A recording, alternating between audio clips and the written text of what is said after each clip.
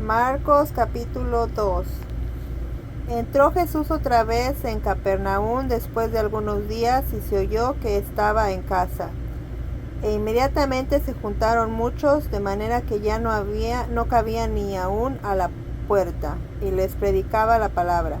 Entonces vinieron a él unos trayendo un paralítico que era cargado por 4, y cuando no podían acercarse a él a causa de la multitud, descubrieron el techo de donde estaba y haciendo una apertura bajaron el lecho en que yacía el paralítico. Al ver Jesús la fe de ellos, dijo al paralítico: Hijo, tus pecados te son perdonados. Estaban allí sentados algunos de los escribas, los cuales cavilaban en sus corazones: ¿por qué habla este así? Blasfemias dice. ¿Quién puede perdonar pecados sino solo Dios?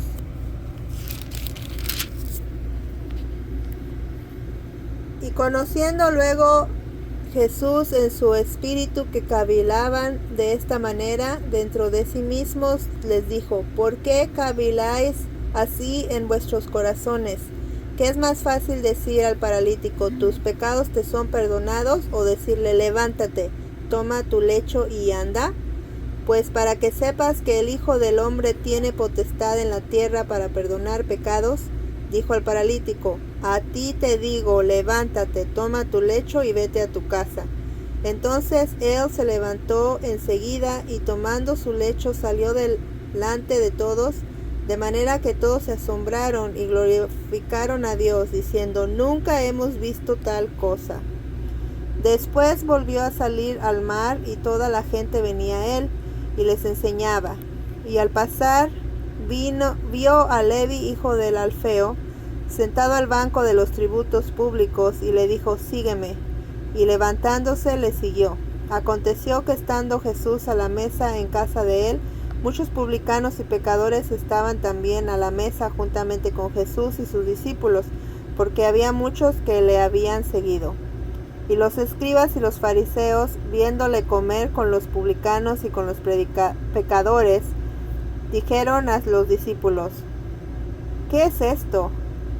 ¿Que él come y bebe con los publicanos y pecadores? Al oír esto, Jesús les dijo: los sanos no tienen necesidad de médico, sino los enfermos. No he venido a llamar a justos, sino a pecadores. Amén. Y los discípulos de Juan y los de los fariseos ayunaban, y vinieron y le dijeron: ¿por qué los discípulos de Juan y los de los fariseos ayunan y tus discípulos no ayunan?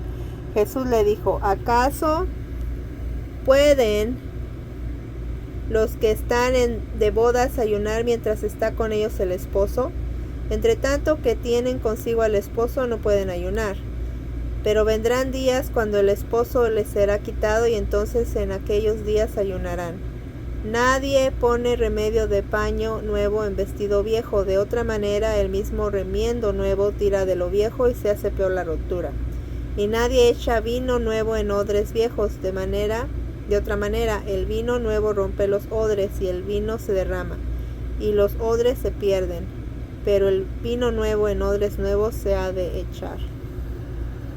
Aconteció que al pasar él por los sembrados un día de reposo, en un día de reposo, sus discípulos andando comenzaron a arrancar espigas. Entonces los fariseos le dijeron: mira, ¿con qué hacen en el día de reposo? ¿Por qué hacen en el día de reposo lo que no es lícito? Pero él les dijo: ¿nunca leéis lo que hizo David cuando tuvo necesidad y sintió hambre, él y los que con él estaban? ¿Cómo entró en la casa de Dios siendo Abiatar sumo sacerdote y comió los panes de la proposición, de los cuales no es lícito comer sino a los sacerdotes, y aún dio a los que con él estaban? También les dijo: el día de reposo fue hecho por causa del hombre, y no el hombre por causa del día de reposo. Por tanto, el Hijo del Hombre es Señor aún del día de reposo. Amén.